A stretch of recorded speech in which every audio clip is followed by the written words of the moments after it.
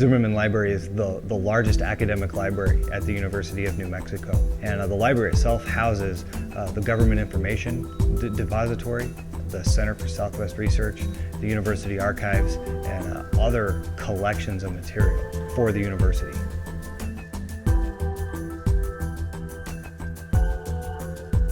Over the last century, as Zimmerman has grown, collections have expanded in different places, and as collections expanded, they expanded to wherever there was open space. So fast forward after 20 years of that, and you've got collections that should be together that are now in 5 different locations. And in general, there was no space. A lot of times when a big collection comes here, they've got to process all those manuscripts and index them.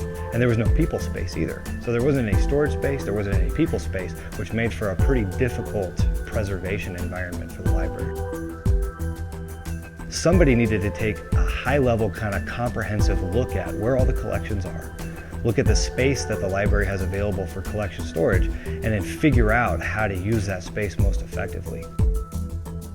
Our design team worked with the Zimmerman collection people and everybody who's involved in making this library work correctly to go through basically an audit or an analysis of how the library works, how collections are housed, how they move around, how they circulate. After a pretty long process of thinking through every space within the library, we started putting together space plans. The goal was to make new storage systems fit around what the library does. That way the library is not changing everything they do to try to make storage systems work, but we mold the systems to them. The librarians and the collection staff and the archivists, they know their collection like the back of their hand. They have it memorized. Improve Group knows shelving, and what became more important is Improve Group understands how shelving can be critical to the library functioning. We also understand how shelving relates to the way people move around it and the way collections sit and move. And so by having specialists on board that can plan all of that and then can take the information from the archivists about their collection and map all of those locations and map all those collections onto the shelving, we were able to give them a picture of what it was going to look like before a single book moved. As all the collections grew organically, very valuable, rare books ended up in some of the worst places from a preservation standpoint. Zimmerman has what they call the tower, but all of these rare and valuable books are being stored there.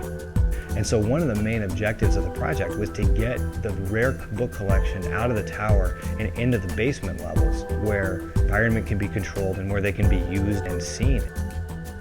Part of what Improve Group helped the librarians think through during that planning process was, how do we put collections that are used the least in places like the tower? If you can design the systems so that the stuff that's used most is the quickest to access, every day that requires fewer steps for that employee to travel when they're pulling volumes. Many of the volumes, especially in the rare book collections, hadn't been touched in years. It's important when you're moving books that are rare or special in value that the people that touch them understand how to treat books. So we actually brought in book movers and relocation specialists from the East. You know, I think the archivists can feel good too that every book that moved was cleaned.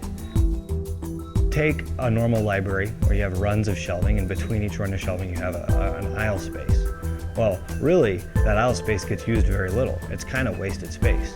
So the idea between high-density mobile storage is you can take those shelving ranges, put them on wheels, leave space for one aisle, and then just move that aisle. So in essence, if you convert a library from static, standard library shelving to high-density mobile system, it's the equivalent of doubling the size of the library without taking any more square footage. The building itself presented a lot of challenges. The way the building is constructed doesn't allow the floor to be easily penetrated. About every mobile storage system in existence has to be anchored to the concrete because the shelves slide back and forth. Working with Space Saver, a solution was developed called NovaRail. The great thing about NovaRail is that it uses a high-strength epoxy to secure to the concrete instead of anchors. So because we didn't have to penetrate, we could take small chunks of shelving, clear the area, install the rail, and because it didn't penetrate, we could put the rail exactly where it needed to be for the collection, not exactly where it needed to be for the building. which provided incredible flexibility. The systems are also designed from an archivist standpoint, meaning that all the materials like the steel don't off-gas and don't cause any damage long-term to any of the collections. Everything an archivist cares about is preserving that collection and then making it accessible for people to use, which is going to be critical because in the end, it's about the $90 million rare book collection. It's about the government information depository. It's about all the stuff that has to be housed here.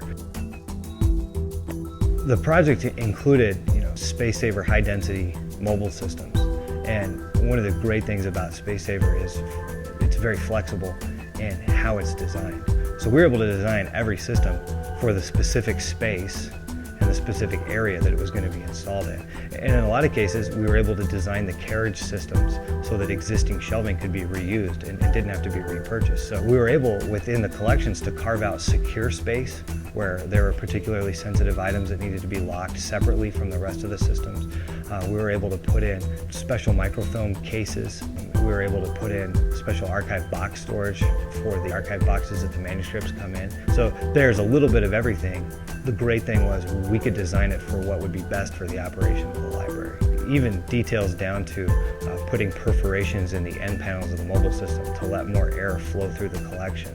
It's a small thing, but that's the sort of thing that separates something that can store a manuscript for a long time with no adverse effects and something that you'd call a bad preservation environment. Before this project, Zimmerman Library was constantly struggling with using their collection spaces efficiently.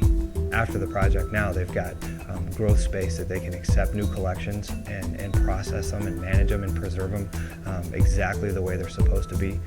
So they're not having to kind of make do. By spending a lot of effort planning and then applying good project management principles, even the most complex projects can be accomplished on time and can ultimately greatly improve the way the collections are stored and the way the library runs.